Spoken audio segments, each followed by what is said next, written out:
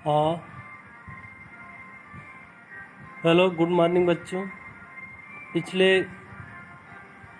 Turn पे हम लोग रिस्पायरेटरी सिस्टम के बारे में पढ़े थे। उसका नोट्स जो है भेज दिया गया है। उसमें क्रेब्स साइकिल और ग्लाइकोलाइसिस को नोट्स बना के मैंने विधिवत लिख दिया है। उसको ध्यानपूर्वक पढ़ते रहना, तैयारी करते रहना।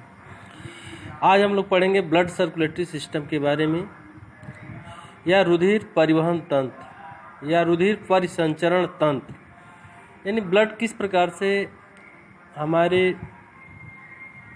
ब्लड वेसल्स रुधिर वाहिनियों में किस प्रकार से बहता है, इसके बारे में आज हम लोग पढ़ेंगे। तो परिवहन तंत्र क्या होता है? ट्रांसपोर्ट। रुधिर के द्वारा ग्रहण किए गए पोषक पदार्थों को शरीर की प्रत्येक कोशिका तक पहुंचाने तथा वहां पर उत्पन्न अतिरिक्त अपशिष्ट पदार्थों को, जैसे कार्बन डाइऑक्साइड तथा अमोनिया, यूरिक अम्ल आदि को किसी निश्चित स्थान तक पहुंचाने की क्रिया को परिवहन कहते हैं। यानी रुधिर के द्वारा जो भी कार्बन डाइऑक्साइड है, अमोनिया है, यूरिक अम्ल है, यूरिया है इत्यादि को शरीर के किसी निश्चित स्थान तक पहुंचाने की क्रिया को परिवहन, ट्रांसपोर्ट कहते हैं। अब परिवहन के प्रकार। परिवहन 3 प्रकार का होता है। रुधिर का जो परिवहन होता है कितने प्रकार का? 3 प्रकार का। इसमें पहला है वाटर सर्कुलेटरी सिस्टम। क्या है? Water circulatory system. दूसरा है ब्लड सर्कुलेटरी सिस्टम, और तीसरा है lymphatic circulatory system. Water circulatory system क्या है? कुछ जलीय जीवों जैसे स्पंज, हाइड्रा एवं स्टारफिश में जल शरीर के अंदर आवश्यक पदार्थों का ट्रांसपोर्ट करता है। दूसरा है ब्लड सर्कुलेटरी सिस्टम। इस परिवहन तंत्र में रुधिर संवहन माध्यम होता है। यह सभी कशेरुकी जंतुओं, केंचुआ तथा कीटों में पाया जाता है। तीसरा होता है लिम्फेटिक सर्कुलेटरी सिस्टम, यानी लिम्फेटिक सर्कुलेटरी सिस्टम, लसिका परिवहन तंत्र। क्या कहते हैं इसको? लसिका परिवहन तंत्र। कशेरुकी जंतुओं में रुधिर ऊतक कोशिकाओं के सीधे संपर्क में नहीं होता, अपितु यह कोशिकाओं से छन कर लसिका द्रव के रूप में ऊतक कोशिकाओं के संपर्क में आता है। इस द्रव का ऊतक द्रव के साथ सीधा संपर्क नहीं होता। इस तंत्र को लसिका तंत्र कहते हैं। कार्डेटा संघ के जंतुओं में रुधिर तथा लसिका दोनों तंत्र पाए जाते हैं। ये विशेष प्रकार के तरल संयोजी ऊतक होते हैं। इसमें पहला है ब्लड, रुधिर लाल, जल से कुछ भारी, चिपचिपा, स्वाद में नमकीन सा तथा कुछ क्षारीय होता है।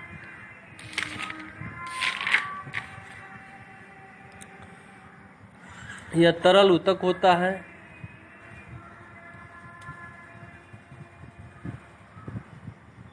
इसके तरल माध्यम को प्लाज्मा तथा इसमें पाई जाने वाली कोशिकाओं को रुधिर कणिकाएं या ब्लड कार्पुसेल्स कहते हैं।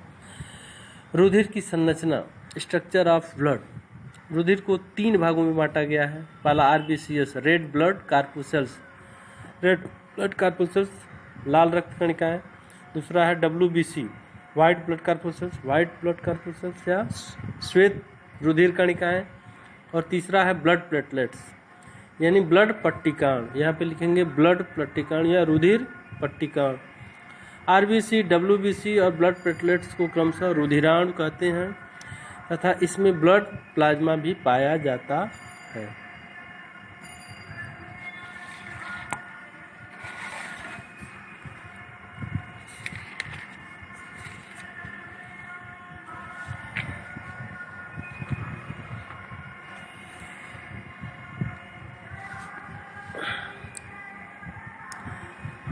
रुधिर की संरचना देख लिया। रुधिर को 2 भागों में बांटा गया है। रुधिर को कितने भागों में? 2 भागों में बांटा गया है। पहला प्लाज्मा और दूसरा रुधिराण। प्लाज्मा यह हल्के पीले रंग का हल्का क्षारीय साफ पारदर्शी तरल है। इसमें लगभग 91% जल तथा शेष 9% में कई कार्बनिक तथा अकार्बनिक पदार्थ होते हैं। प्लाज्मा में पचे हुए पोषक पदार्थ रुधिर, प्रोटीन्स, हार्मोन्स, उत्सर्जी पदार्थ, एंजाइम, एंटीबॉडीज आदि घुले होते हैं। प्लाज्मा के कार्य क्या है? यह ऊतकों की कोशिकाओं को भोज्य पदार्थ तथा ऑक्सीजन पहुंचाता है। दूसरा, यह ऊतक कोशिकाओं से कार्बन डाइऑक्साइड तथा उत्सर्जी पदार्थ को हटाता है। हार्मोन्स, विटामिन, एंटीबॉडीज आदि का संचय एवं संवहन करता है। शरीर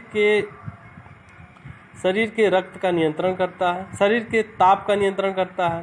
प्लाज्मा में घुले प्रोटीन्स प्रोथ्राम्बिन तथा फाइब्रिनोजन रुधिर का थक्का बनाने के लिए जरूरी है। हिपैरिन नामक प्रोटीन रुधिर वाहिनियों में रुधिर के स्पंदन को रोकता है। हिपैरिन नामक प्रोटीन पाया जाता है जो शरीर के अंदर ब्लड में पाया जाता है और ब्लड को क्लॉट होने नहीं देता है। लेकिन जो ही ब्लड शरीर से बाहर आता है तुरंत फाइब्रिनोजन और प्रोथ्राम्बिन की क्रिया अपना करना शुरू कर देता है और ब्लड को क्लॉट कर देता है। दूसरा है प्लाज्मा के बाद दूसरा है रुधिराणु या रुधिर कणिकाएं, ब्लड कार्पुसेल्स। रुधिर का शेष लगभग 45% भाग रुधिराणु का होता है। इस भाग को हेमाटोक्रिट कहते हैं। रुधिराणुओं को 3 भागों में 3 श्रेणियां होती हैं। पहला रेड ब्लड आरबीसी, दूसरा डब्ल्यूबीसी, तीसरा ब्लड प्लेटलेट्स। लाल रुधिराणु के बारे में जानते ही हैं। यह केवल कशेरुकियों में पाया जाता है, वर्टिब्रेट्स में पाया जाता है। ये आकृति में वृत्ताकार, उभयावतल तथा तस्त्री नुमा होते हैं। इसमें केंद्रक नहीं होता। इनके कोशिका द्रव्य में ऑक्सीजन के संवहन के लिए श्वसन रंजक हीमोग्लोबिन नामक यौगिक होता है जो ऑक्सीजन के साथ मिलकर अस्थायी यौगिक ऑक्सी हीमोग्लोबिन बनाता है। कम ऑक्सीजन सांद्रता वाले ऊतक द्रव के संपर्क में आने पर यह पुनः ऑक्सीजन तथा हीमोग्लोबिन में विघटित हो जाता है और ऊतक कोशिकाओं तक ऑक्सीजन पहुंचाता है। इस कार्य के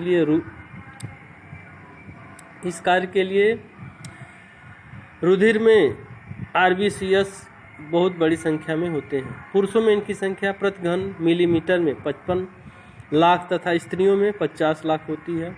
अतः स्तनियों में आरबीसी केंद्रक विहीन होते हैं। केंद्रक विहीन क्यों होते हैं? क्योंकि इसमें इनकी आय जो है 120 दिन की होती है और इनमें विभाजन की क्रिया नहीं होती, इसीलिए केंद्रक विहीन होते हैं। लेकिन डब्ल्यूबीसी क्या होते हैं? हाँ देखिए, श्वेत रुधिराणु व्हाइट ब्लड कार्पुसेल्स। ये अमीबा के समान अनियमित आकार की केंद्रक युक्त कोशिकाएं हैं। ये रुधिर कोशिकाओं के बाहर आकर ऊतक द्रव में पहुंच जाती हैं। ये रोगाणुओं व जीवाणुओं का भक्षण करके रोगों से बचाती हैं। अतः इन्हें शरीर के प्रहरी या सैनिक भी कहते हैं। रुधिर के प्रति घन मिलीमीटर में इनकी संख्या 6000 से 10,000 तक होती है। प्रत्येक रुधिराणु 2 प्रकार के होते हैं।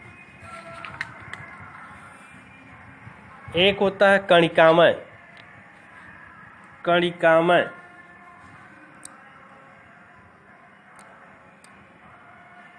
कणिकामय या ग्रेनुलोसाइट,